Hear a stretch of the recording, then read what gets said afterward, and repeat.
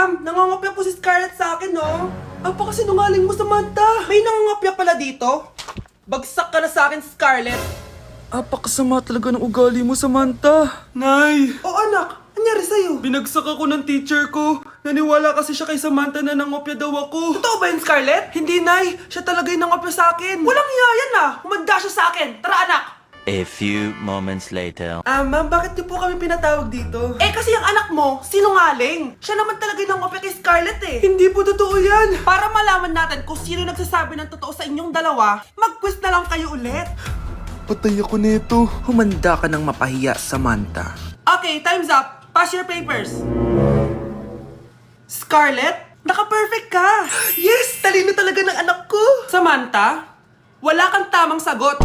Ikaw talaga ang totoong nangungopya. Nakakahiya ka, Samantha. Humanda ka sa akin sa bahay. Tara! Huwag po, Nay.